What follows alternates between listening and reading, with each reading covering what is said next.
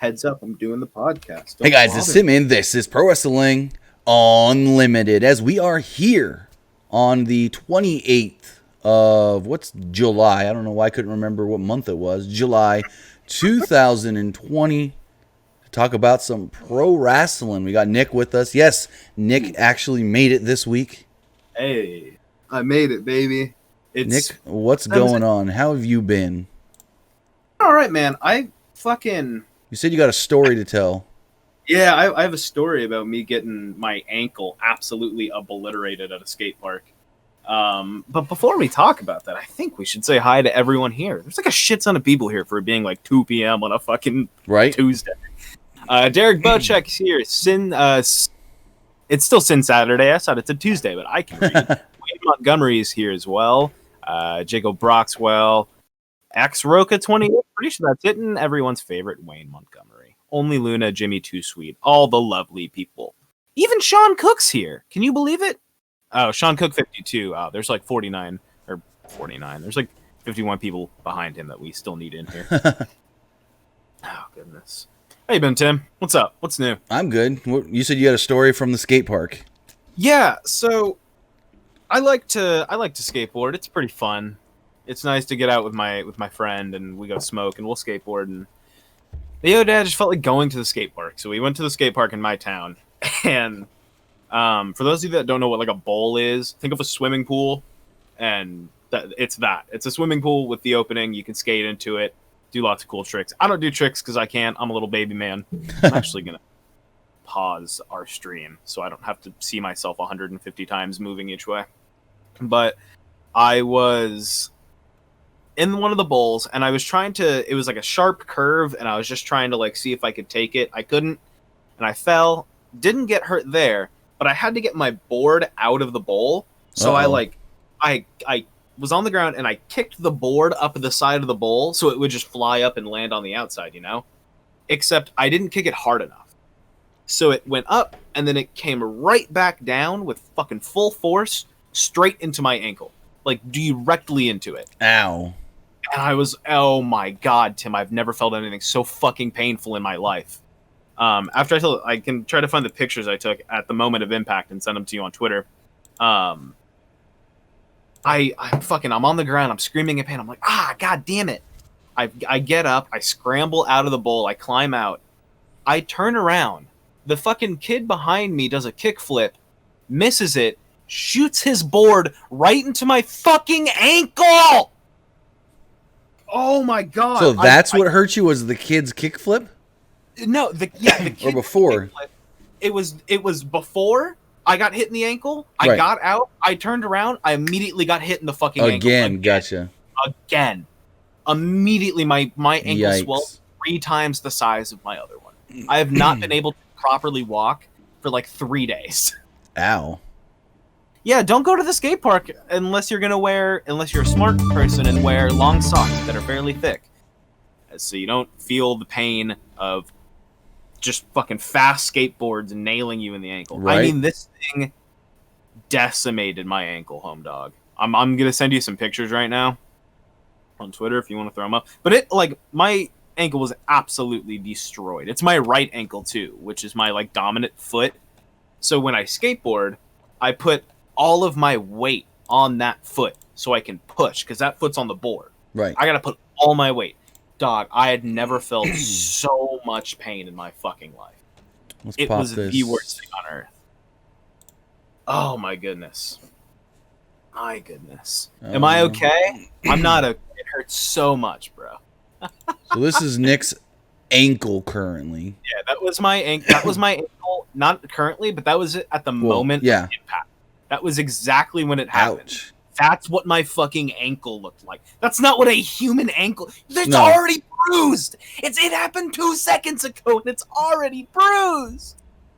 That's crazy. Oh, God. I have never been so unlucky. I really thought that, like... Oh, I don't know. I thought maybe someone had my fucking voodoo doll and was just stabbing it repeatedly in the ankle. Oh, my God. It sucked. That is a big oof. That fucking hurt, for sure. Man. You know what else hurt? What? It hurt watching WWE still trying to use that goddamn pull out the eye storyline. Oh, don't even get me started on that crap from last night and whatever. But like watching wrestling and then just feeling nothing but frustration. I can feel you for sure. But with that, this is. Oh, go for it. No, go ahead. Looks like you were gonna say something here. Oh no, I was just gonna do a little intro deal. Go ahead. Just introduce everybody to the show. Hey guys, this is the Hangout with Tim and Nick podcast. You can get it right here live most of the time on Tuesdays. Twitch.tv/PWUnlimited. We then put it up as a video on demand on the Pro Wrestling Unlimited YouTube channel. Not long after we're done going live. If you guys want to help us out here on Twitch, you can always support us by subscribing. And remember, you can subscribe for free if you have Amazon Prime. If you have Amazon Prime, then that means you have Twitch Prime. And if you have Twitch Prime, then you can subscribe to any one. They give you one free subscription any month for the month to subscribe and support somebody in a streamer or a channel that you really like. And I would greatly appreciate it if you did support us here at Pro Wrestling Unlimited. Remember, if you have Amazon Prime, you get that free sub. And, well, it doesn't cost you anything extra. You're already paying what's it, $12 a month for Amazon Prime? So why not take that and help us out and give it to us?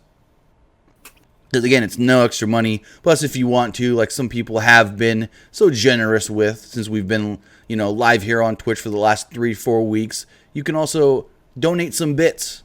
That's another way that you can help us out here. Because the more you guys can help us, the more we can keep going and the more we can actually do here on Twitch. Oh, goodness gracious. So as you were saying, it's hard to watch the eye for an eye stuff and all the bullshit WWE's doing. It's too much, man. It's like you do it with Rey Mysterio and you think, hey, maybe we'll use a guy that new fans like in Seth Rollins, like the younger fans like Seth Rollins, and we'll use a guy that is universally liked but like Rey Mysterio, and we'll test out a new stipulation with people that the fans like. Right. And it didn't go over very well. It was made fun of and it was seen as stupid. I would assume that Vince would have just gone, oh damn, they fucking shat on that. Next. Right. Unless he really liked it, which I'm sure he did. Well, here's the thing about that.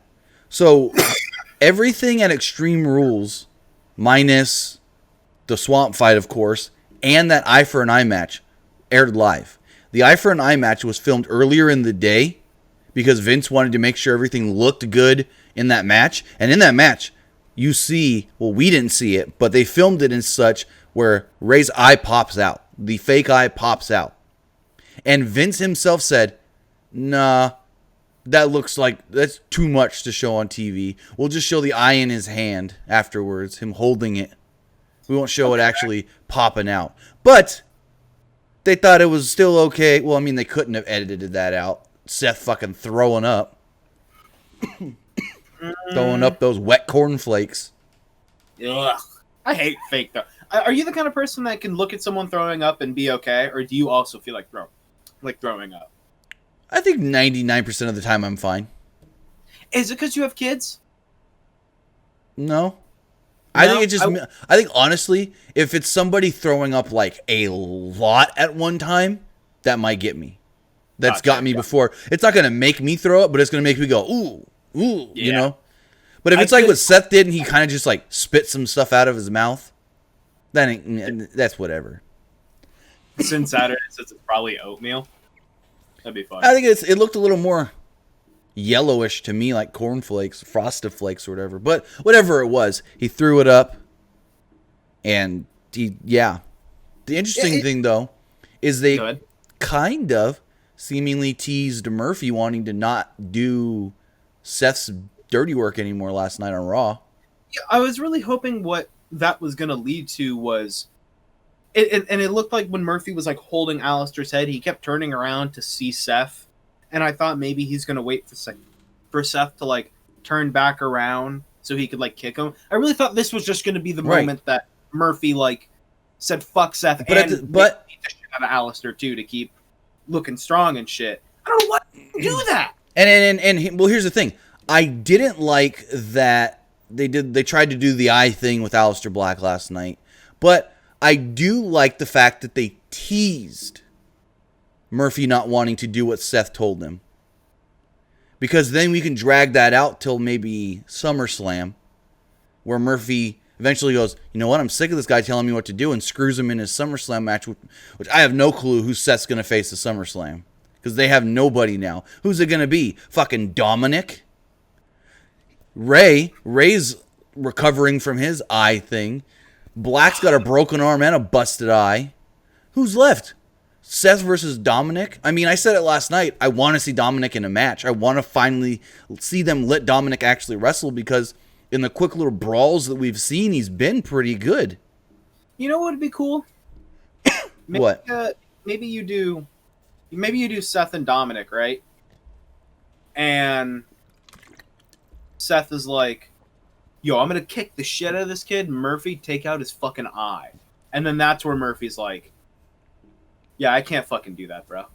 And then that's Murphy's like, that's Murphy's right. turn, where he turns on Seth. I'd be fine with that if they told us that it was going to be,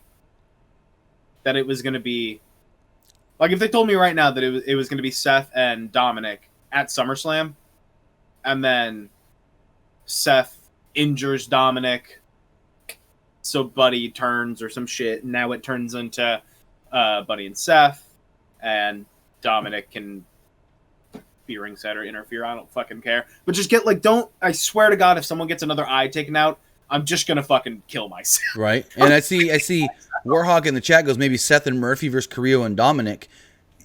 I wouldn't care for Carrillo, because Carrillo got beat by Murphy last night. Carrillo just gets the shit kicked out of him literally every night. I don't want to see him like, he puts on amazing, like, him and Murphy had a good match last night. He's great. He's really entertaining. But it's just like, he just keeps getting beat, and no one's going to care. Just like the Raw Tag Team title match. Champs already beat the challengers. Who cares about that fucking match? Facts, man. Straight up. But speaking of SummerSlam. Hold on, real quick. Go for it. Hot Rod Bubba says, Nick, tell Tim to show me a picture again of the Angels. It's just a garbage can. Just show him a picture of a garbage can. Hey, shut the fuck up. Hey, I'm like 90% sure we kicked the shit out of you guys. Every fucking day. We spent 3... you guys got one of those, though. Yeah, we still didn't look good. Undeservingly, you took that game. I know. It still was not good. Yeah, we may have got a victory, but... yeah, no. Baseball's back, baby. I'm back to talking shit to fucking Tim. Mike Trout couldn't even do anything yesterday. Fucking to be fair, 3-0. That was not a strike. No, to end the game. But... and that's what I was talking about there at the very end, but it's like, fuck that. Oh, goodness gracious. We play, who did we play? The Mariners next? Yeah, the Mariners. I haven't seen how they've been, because I've just really been just keeping up with the Angels A's stuff. What's been really nice is that now that I'm back on, that's facts, Wayne. 100% AL West best division. Yeah. Now that I'm back in quarantine, I say back in quarantine because my job closed. I've been having a lot more time to just do absolutely nothing. It's been really nice to turn on the TV, and like, I don't mind watching like a Chicago Cubs St. Louis Cardinals game. Like, I don't fucking care. I will watch that just because like it's baseball and it's entertaining, right? And it's really nice. It's really nice. You think Cubs are able to somewhat let fans at the games? How?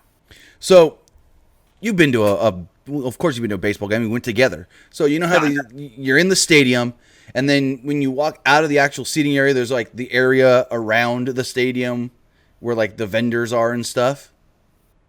So, like, outside where like I would go to get a hot dog? Yeah, kind of.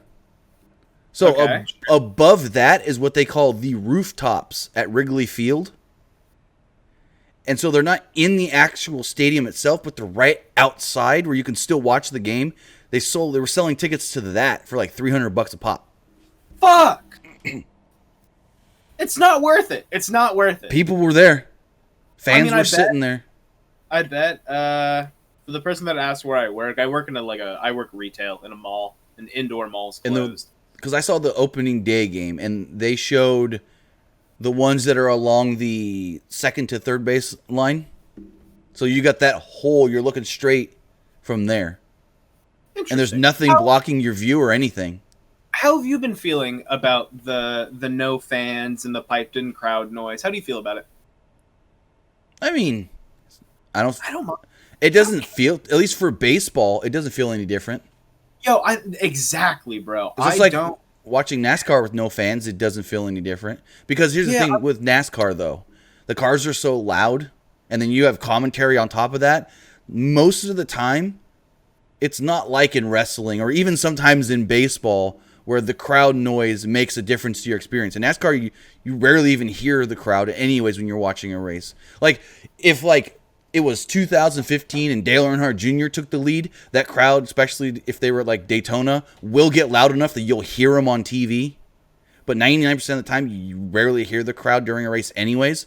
So for NASCAR, it doesn't make any difference. And the 3 baseball games that I've watched, I haven't really... Well, maybe I've watched... Yeah, I watched 3 Angels games, and I watched part of the Cubs game. And I haven't really felt any different. Because the commentary... What I feel like is... Especially on ESPN with A-Rod, and I forget the other guy that does it with him.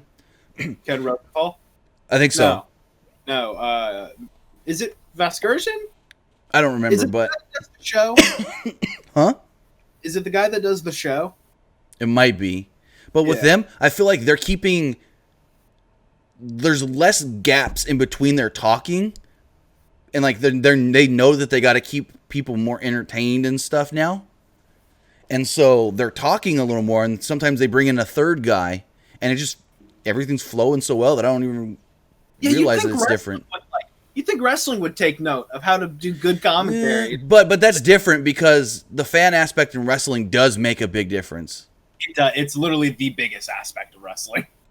It's like I think it was Triple H said it recently. It's like you have the wrestlers, the ref, and the fans. And without that, you're not having a pure pro wrestling match without those fans because it's like taking a key element away. Speaking of a pure wrestling match without fans, what about the venue? For SummerSlam? I think the venue kind of matters. If there's a cool venue, your show looks cool, and SummerSlam looks to be fucking trying to do something. Well, so the word going around is Vince doesn't want just another ass PC dingy looking show. Thank you. He wants to do something different because SummerSlam is supposed to be a big deal. So he wants it to feel like a big deal. And I've heard a couple of different things. They're thinking of either doing every match at different places. Like maybe, I don't know if they would go every match cinematic, but like do some matches at one place, some matches at other places, but get them all out of the PC. And all out of the whole, those are just the trainees and the crowd thing. And so the things going around is like doing it on a beach in Orlando. Renting out a cruise ship, sailing that out as far as you need to get a good angle of the ocean, and then film the show there. And it all really depends on what matches you're going to do. Because we only know, so far 2 matches have been announced. And to be honest, their booking is so ass backwards right now, I can't even try to predict what other matches we're going to get. Other than like Braun and The Fiend. Other than that, I don't know what else we're going to get. Yeah, I don't know. I mean, the beach thing. I mean, here's the thing. UFC has been running on a beach for the last 3 weeks, but you'd never know it because they're running at night and they're not putting any extra lights around it to make it look like they're on a beach. It literally just feels like they're inside some random small dark arena. But they're literally, the octagon is on a beach, but you would never know if you didn't know. So if WWE actually did it to where you know they're on a beach, it'll look cool and it'll look different and it'll feel like a bigger deal than anything else they've done since March. You make a great point. I would actually probably watch a SummerSlam that's actually on a beach. I mean, fuck. I mean, branded as SummerSlam. They like to give everything else a nickname, so call SummerSlam the Bash at the Beach. Okay, I was gonna say instead of SummerSlam, the biggest party of the summer. I was gonna say the same exact thing. Call it SummerSlam, SummerSlam Bash at the Beach. I'm gonna, because I know AEW used the. I don't know if they. I think AEW may have gotten that name though. Check. I could check. SummerSlam Beach Bash. Beach Bash. I mean, They might try to come at him and go, it's too close. Because WWE tried to come at them and say that it was, Bash at the Beach. So I think Cody may have gotten the trademark. That's tough. Bash at the Beach is owned by... Cody Runnels owns the name Bash at the Beach. Good. That's good, then. Well, hold on. Wait. Oh, that one's dead. Yeah. The only live trademark for Bash at the Beach is owned by Cody. I like Jimmy Too Sweet. SummerSlam. Too big for the PC. That's a good one. But here's my question. I don't know if it's possible. You do it on a cruise ship, and you do the first ever WWE cruise ship battle royal, where the only way to get eliminated is being thrown off the ship into the ocean. I don't know. No. If they got a smaller cruise ship, if they have one of those big ass ones where you're gonna fall fucking 12, 13 stories, no. But they'd probably set something up. They probably have like a water, like a big raft, big crash water pad to land on. If you're coming down 12 stories, the velocity, you're gonna just crash right through that raft. Yeah, and then Jimmy, exactly. What if fucking you just get a guy that's like, nah, dog, I can't swim. I mean, growing up, we went to the lake all the time because my uncle lived on the lake. They had a fucking trampoline that you threw into the lake and it floated. Fucking let Jeff Hardy and somebody have a match on a freaking floating ring. I would rather have the beach than I would on a cruise ship. I mean, it would look cool, but then when that news came out that they were contemplating that, everyone goes, it ain't going to look as cool as AEW. Well, no shit. AEW had thousands of fans surrounding the ring. WWE's going to have like maybe 50 people. Exactly. That's why I was like, everyone's like, well, it's not going to be as good as AEW's cruise show. Well, no shit. Why do you think AEW, or why do you think Jericho pushed the cruise back? Because they can't run the way they would want to in February. But it is interesting to see where they can go with it because they got a lot of options, to be honest. Especially being there in Orlando, which is a beach city. So there you go. I mean, fuck it. They're in Orlando. Let's do a match in Universal Studios. I know Impact's kind of done stuff like that before, but like, oh my god, like a theme park fucking dude. Royal or something. No. Braun versus The Fiend in some sort of clown theme park match. Okay. You're piquing my interest because I think for a cinematic match, yeah, sure. Because there. TNA did it before. I think it was the Hardys. Correct me if I'm wrong in the chat or in the comments below if you're watching later on YouTube. I think it was the Hardys versus Abyss and Crazy Steve, maybe, where they started the match in the ring. Then the match spilled to the outside, or to the backstage area. This is when they were filming at Universal. And then it led to outside of the actual sound stage where they were filming. And they were kind of going around parts of Universal. That's really neat. So, I mean, go for it. Yeah, they got to do... I don't know, man. I can tell that they're throwing everything up against the wall to see what fucking sticks. But I can say that as of the weekend, at least, the cruise idea was pitched, but from what I heard, they haven't actually reached out to a cruise company and was like, hey, what would it take for us to do this? What would you charge us? Blah, blah, blah. Because you know there's going to be some sort of a cruise line company that's going to be like, oh, you want to pay us right now when we have nothing else going on? Give you a discount on renting out our ship for... And they don't have to do it live. They can film it all like a couple days in advance so that way they can edit it all to look nice. Yup. Like, it doesn't have to be live. Interesting, man. It's going to be interesting. I'm excited for tomorrow, man. Tomorrow in AEW? Warhorse? Yeah, I'm really fucking pumped. It's wild, bro. It's weird because, like, you picture, like, Orange Cassidy and Warhorse is just solely being independent dudes. Yeah. Like, not on TV. Not in, like Like you wouldn't see them on a big stage, and it's really nice to watch like good wrestling on TV. Like it's cool. It's fucking awesome.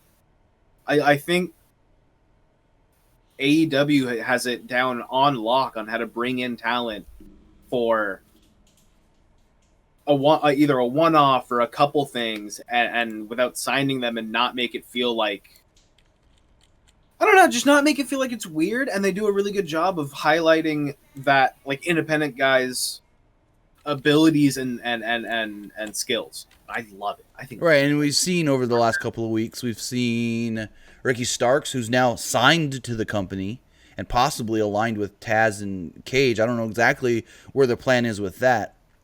Then we've seen Eddie Kingston, who, when Eddie Kingston came out, I was a little disappointed. I'm like, oh, they teased this up. Because Tony Khan was like, it's one of the top stars on the independent scene. And Eddie Kingston would not have even been one of the first 10 names I would have thought of. Oh, he's fucking one of the best. So, but hear me out.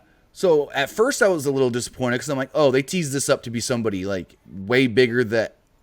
Because even Moxley teased it up as huge on the Dan Le Batard show.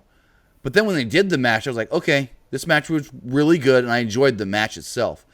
I was a little let down by them teasing that it was someone to be somebody bigger than Eddie Kingston, because they were like, all hardcore fans will love this, blah, blah, blah, blah, blah, but I don't know. Who did you think it was going to be? I had no clue, because there is no fucking top independent star right now when WWE, AEW, and GCW are the only companies running in America. I mean, there's top independent stars that are just not wrestling. But I get that, but who can... I mean, I think of hardcore independent top guys. Immediately, I think of, like, Josh Briggs. I was going to say, who can you call right now a top independent star when... Yeah, but is AEW going to use Gage? Maybe? I thought about him, and then in that same millisecond of a thought, I go, they ain't using him. He's going to want to bleed, and Cody's going to get hurt. Pull out a gun and kill Cody Rhodes. He wants to shoot him. That dude went to prison for robbing a bank. Mm-hmm. And then sold merch with his mugshot on it. I have it right here on my wall. Really great. But for those of you, who else they've done for the open challenge? Who else they could have done? Well, who else have they done that's not signed to the? I think those might be the only ones not signed. No, there was the... Because they did Jungle Boy, they did Sunny Kiss, they did... There was one in between Jungle Boy and Sunny Kiss, though. Let me see. It was an independent guy. I don't remember his name off the top of my head. Oh, yeah. It was... Oh, I know what you're talking about. Did Hager face him? Oh, yeah, Hager faced him for it, too. Well, no, that was at the pay-per-view, though. I wasn't talking about pay-per-view. I'm talking to think just Dynamite. Oh, that's what it was. Jimmy Two Sweet's got it. It was Mark Quinn from Private Party. Private Party. So out of the guys that are not signed, well, weren't signed when they did the match, Ricky Starks, Eddie Kingston, and now Warhorse. So who do you think going forward they can sign? I've seen somebody on Twitter that fans want to see. What would you think? And I might say this name wrong. Danhausen? Danhausen? Yeah, so he's actually... Danhausen is... There's a tag team of Danhausen and Warhorse, actually, called Warhouse.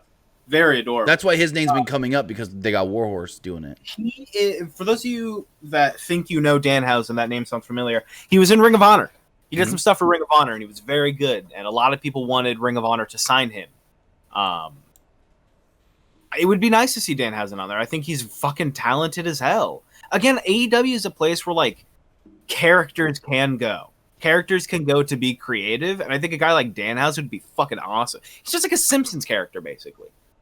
Yeah. Simpsons character. And it's fucking cool. And carries around a jar of teeth. It's awesome. But I mean, great. I know for tomorrow, like I said, tomorrow they got Warhorse. I'm so pumped for Warhorse. Pumped to see what they do for his theme song. Cody's teasing other surprises on the show as well. But usually when Cody says surprise, it's a letdown. Because I remember all last year, Cody would go, "We got a big surprise on Monday." And then it was like, "Oh, we're coming to this city. And only people in that city are going to care about it." But he's like, we got a big surprise for all of our AEW fans. We'll announce it on Monday morning. And then it was just like a little regional announcement of, we're coming to Baltimore. I really wonder if where Zack Ryder is going to go. Matt Cardona? Cardona. I wonder where he's going to go. Because he didn't go to Impact. We would have known by now. Exactly. And he ain't going to Japan because no Americans are going to Japan right now. And I don't see him working out with, like, I could see him maybe having a couple good matches in New Japan, but I don't see him being like a guy that can go sign with New Japan and do well there. He ain't no Juice. Yeah, I think Juice kind of has the American kind of like flashy boy thing down. Yeah, I just don't think if he sticks with the same sort of character, I don't think that would fit in New Japan. Yeah, I'm interested to see what this character of Cardona is going to be. Trey in the chat says Zack Ryder and DDT. I just don't see Zack Ryder as someone that would go to Japan, to be honest. I don't see him wrestling in DDT. I could see him in DDT for sure. Well, DDT and Noah merged. They're now called Cyber Fight. That's cool as fuck. Well, here's the thing. If you didn't see the news, it was so DDT and Pro Wrestling Noah are owned by the same parent company. And apparently, Pro Wrestling Noah was on the verge of getting shut down because the pandemic thing hurt them big time. And so what they did is they merged both companies together as Cyber Fight. But DDT and Noah will still run as separate brands within one wrestling company. And then possibly for like major shows, I don't know if this is confirmed or not, but for major shows, maybe do like combined stuff with like both brands and both rosters on one card for their major shows. And the plan is to bring them together, Cyber Fight, bring both brands and do a Tokyo show eventually. Tokyo Dome show.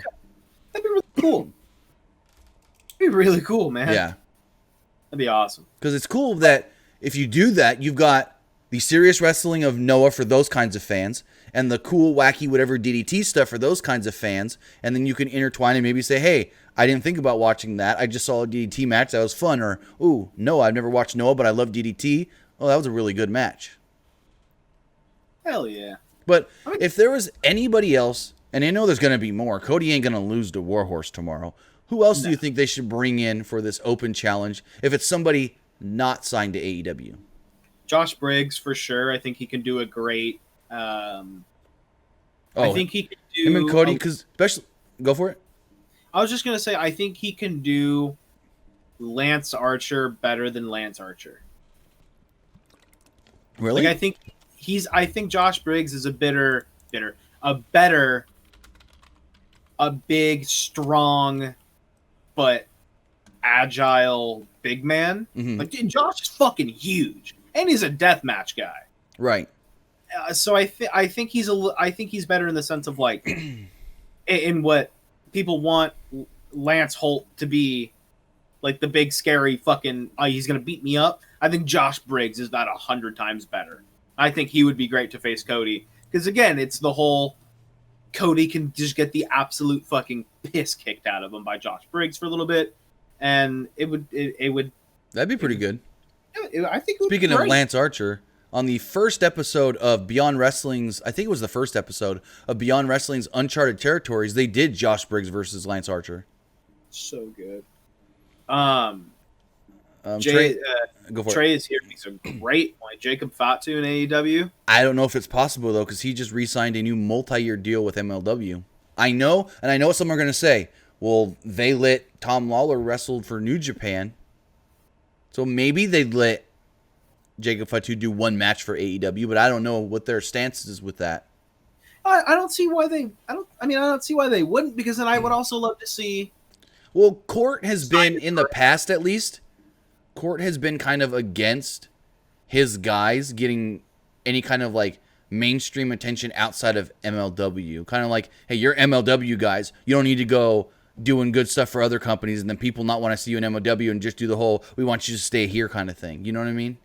Right, but what if we can? Because that was like for the longest, Tom Lawler was supposed to do some stuff with New Japan before all the pandemic stuff, and MLW was kind of just like, no.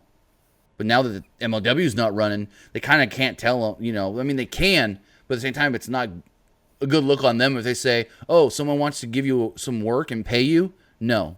You know what I mean? Exactly. So that's why they let Tom Lawler do those Lions Break or whatever, Lions Collision shows from their LA dojo. He did it in Daisy Duke Jorts, man. Yeah. Yeehaw! Were you shocked, though? It's fucking crazy filthy Tom Lawler. What I would like as well is if we could allow MLW guys, and maybe this would work because this guy didn't necessarily get his start in MLW. He's not getting known there. Simon Grimm and Cody could put on a great technical match. That would be pretty good. That would be great. I love Simon. I think Simon Grimm's a piece of shit, but I think that works for him, and I think he's a great wrestler. I would love to see a guy, because also, like, he's had his name out there for a while. And he's not just like, he's not a sole MLW guy. I don't watch any fucking MLW. I try to, but you know who does watch it a lot and does really good reviews on it is In the Click, fucking Baby You podcast. Check them out. Really recommend it. I'm going to type it in chat if you guys want to like get reviews of MLW without having to watch it, because that's how I do it.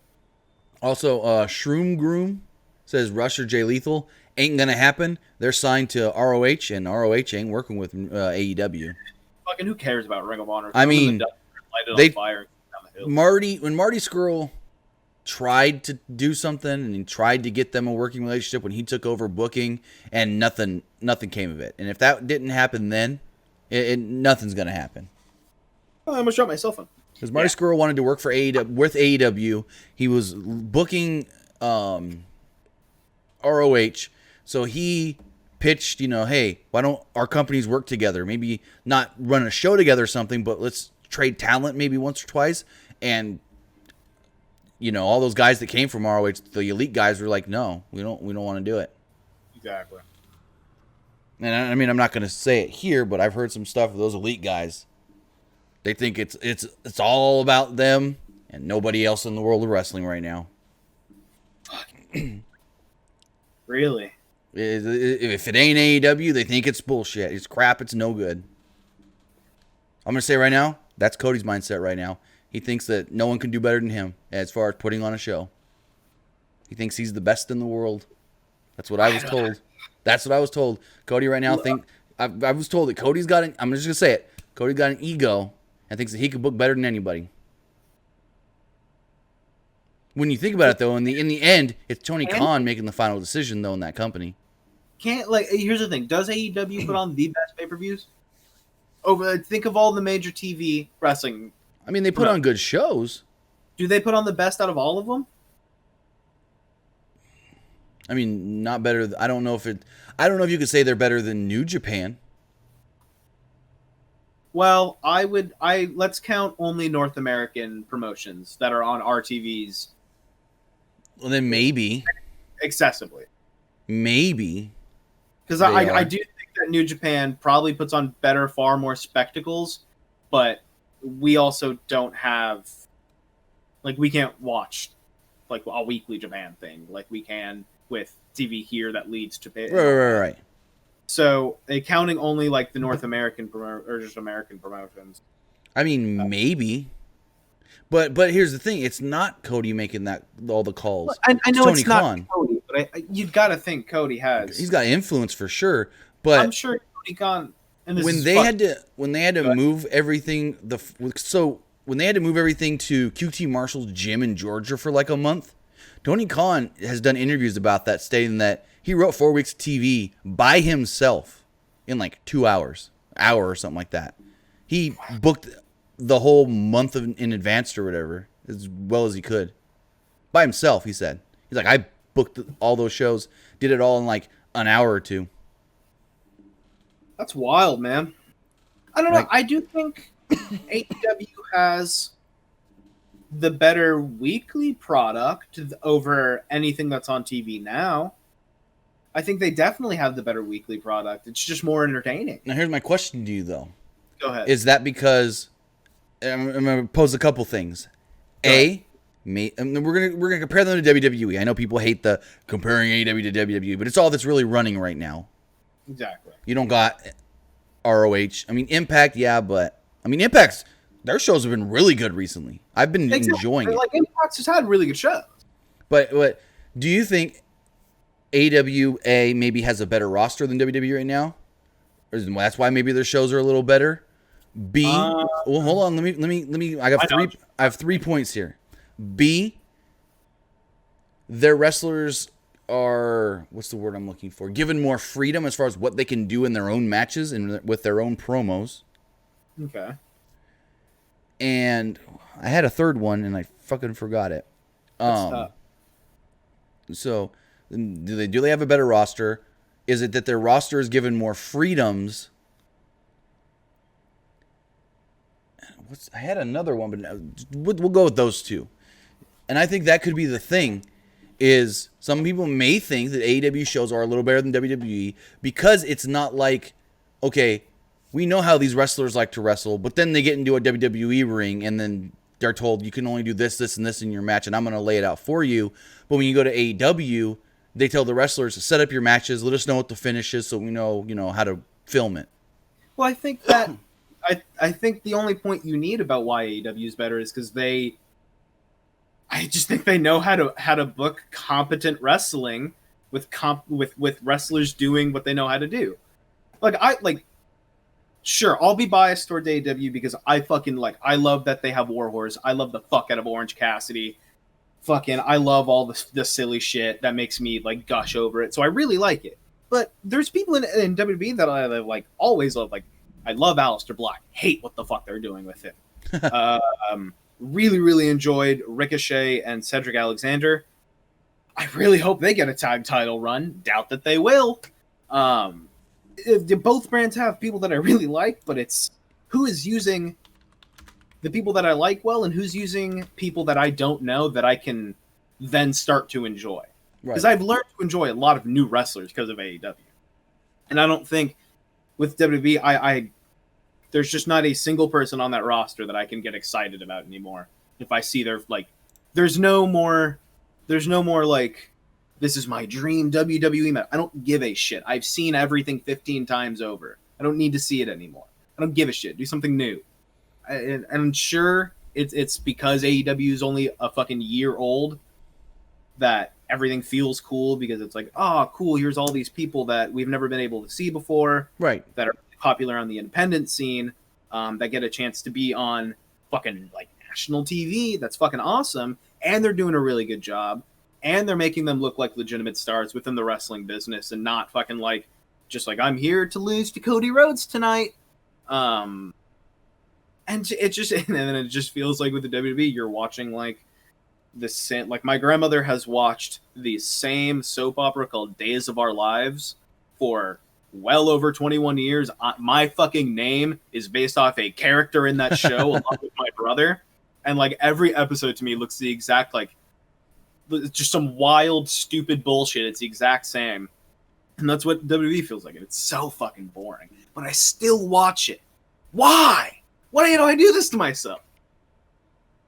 This isn't a podcast. This is an intervention. I don't know. But, I mean, I think it's the fact of WWE, Vince McMahon maybe, Bruce Pritchard, overthink things too much.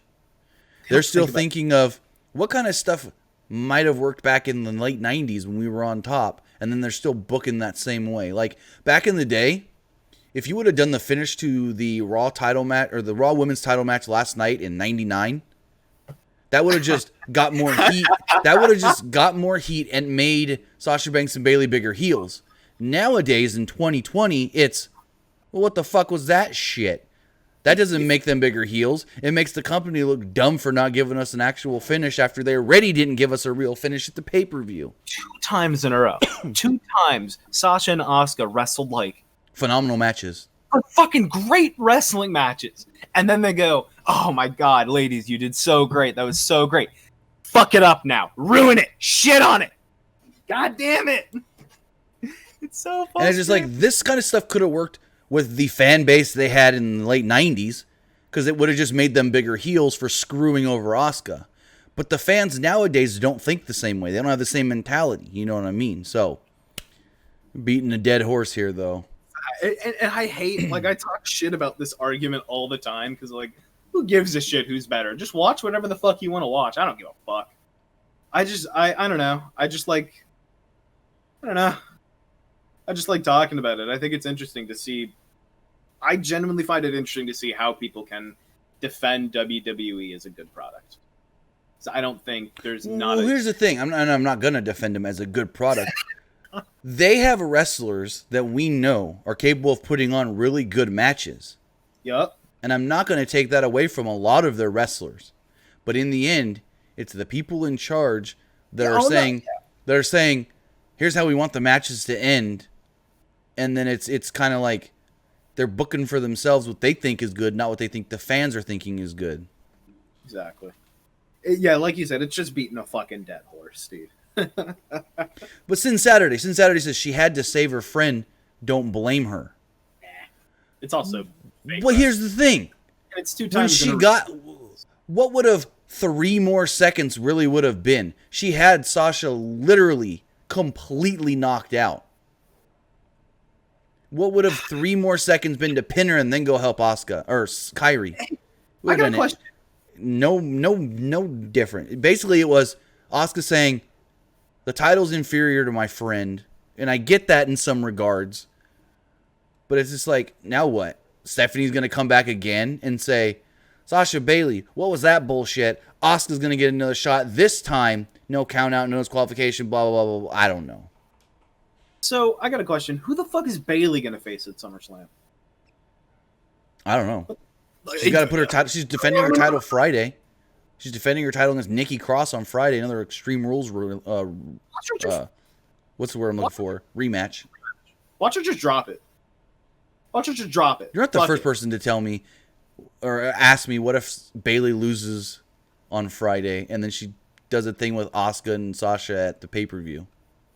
Like So somebody asked me this. What if something happens on Friday that causes Bailey to lose the SmackDown Women's title? Bailey gets pissed. Sasha calms her down. They go to Raw. Asuka wants a shot. And for some reason it becomes a triple threat where where Bailey and Sasha think, oh, it's a triple threat. We're just going to work together. But then in the end, Bailey gets like, no, I'm the better. I've been the better. I'm going to just pin Sasha, and she takes time from Sasha, and that's how you start the build to that. Where it becomes a triple threat, where Sasha thinks it's a handicap because she thinks Bailey's going to be on her side the whole time, and then Bailey goes, nope, I want to win, and then wins the match. Maybe not pinning Sasha, but pins Asuka to still win the Raw Women's title. They could do fucking, I know what I'm trying to say. Oh, memory, come back to me. Become a child again watching this. The DX John Cena, where as soon as the match started, Shawn Michaels super kick Triple H. Oh, I think I know what you're talking about. I don't know. But I don't care. Who cares? I have no clue what they're going to do. Like I said, it's straight 2000s WCW level bullshit right now. She's defending her title on Friday. And that's the other one.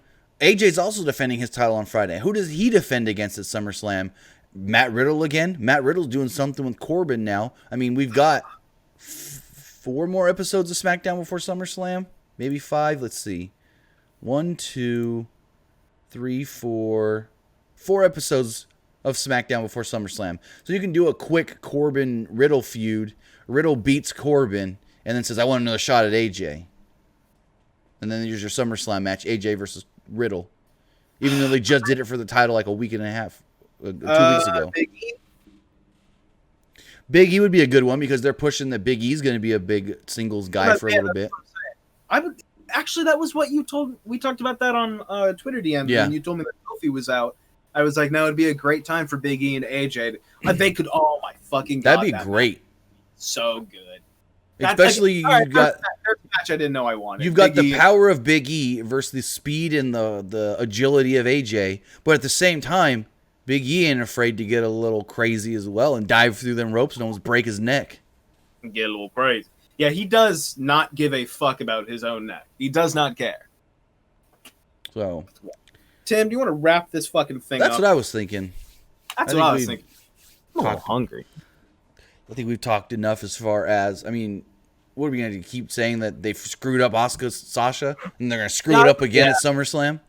Yeah. I mean, here's my last question to you. If they do another Asuka versus Sasha match, what are the odds that we get another crap finish? A great match with a crap finish again.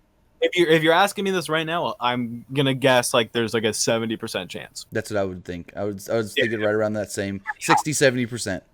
Better than not.